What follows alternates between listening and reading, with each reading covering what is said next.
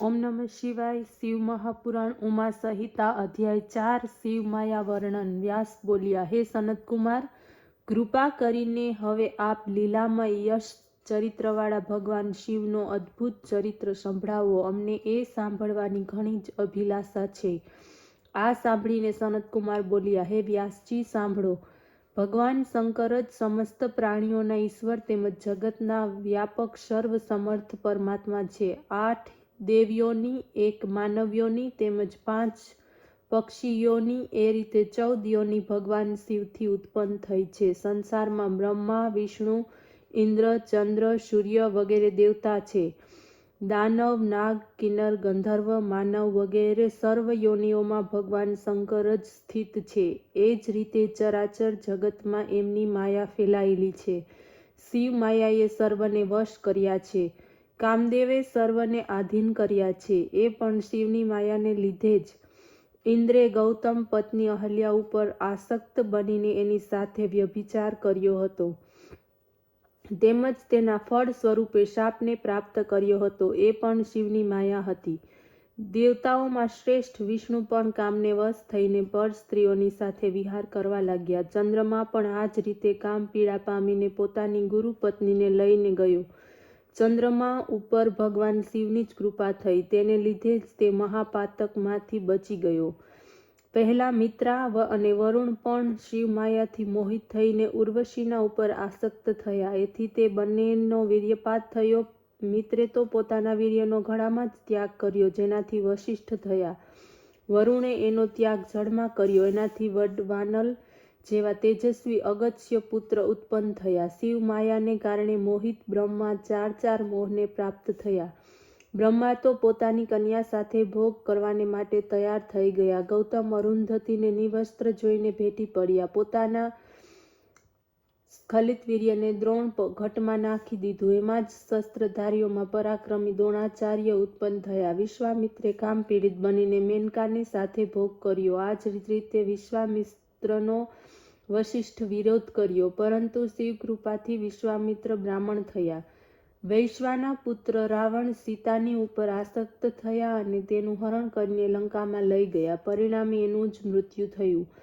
મુનિશ્રેષ્ઠ બૃહસ્પતિ પોતાના ભાઈની પત્નીની સાથે સંભોગ કરી બેઠા, જેનાથી ભારદ્વાજ ઉત્પન્ન થયા. હે વ્યાસ, શિવ માયાના પ્રભાવનું શું વર્ણન કરું? એનાથી તો અનેક ઋષિઓ મહર્ષિઓ મોહ પામ્યા છે. સંક્ષેપમાં મેં આ કહી સંભળાવ્યું. હવે કહો, હું આપને શું સંભળાવું? અધ્યાય 5 મહાન પાતકીઓનું વર્ણન. વ્યાસજી બોલ્યા, હે મુનીશ્વર, હવે અમને નરકમાં જનારા પ્રાણીઓના વિષયમાં કહો. સનતકુમાર કહેવા લાગ્યા, હે વ્યાસ, સાંભળો. શરીર, મન, વાણીથી 12 પ્રકારના પાપ થાય છે. પર સ્ત્રી ઈચ્છા, પર ધન કામના, બીજાઓનું ખોટું વિચારવું અને અધર્મમાં પ્રવૃત્ત થવું, આ 4 પ્રકારના પાપ મનથી થાય છે. રજસ્વલા સ્ત્રીઓની સાથે વાતચીત, અસત્ય ભાષણ, કઠોર બોલવું અને ચાડી ખાવી, આ 4 પ્રકારના પાપ વાણી દ્વારા થાય છે.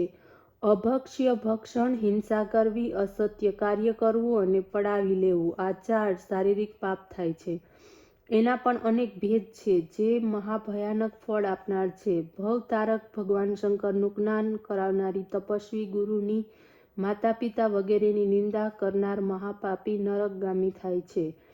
દેવ ધન ચોરી લેવું, બ્રાહ્મણની વસ્તુઓનો નાશ કરવો, શિવ ગ્રંથોનો નાશ કરવો અથવા ચોરી લેવી, આ પ્રકારના જે મહાપાપ છે તે દુઃખદાયક છે. શિવ પૂજન જોઈને જેને આનંદ આવતો નથી, શિવલિંગને જે નમસ્કાર કરતા નથી, સ્તુતિ કરતા નથી, શિવના સન્મુખ ગુરુની સમીપ સ્વચ્છતાથી નિર્ભય થઈને વ્યવહાર કરે છે, તેઓ મહાનરકોમાં પડે છે.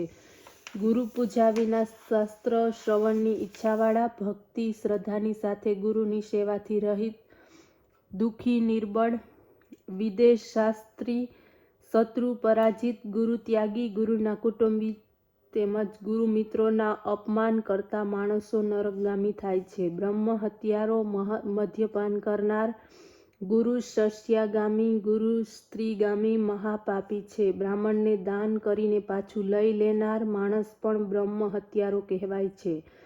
ગાય બ્રાહ્મણ તેમજ મંદિર માટે આપવામાં આવેલી ભૂમિ નિર્ધનતાને કારણે પાછી લઈ લેનાર પણ બ્રહ્મહત્યાના સમાન મહાપાપી બને છે.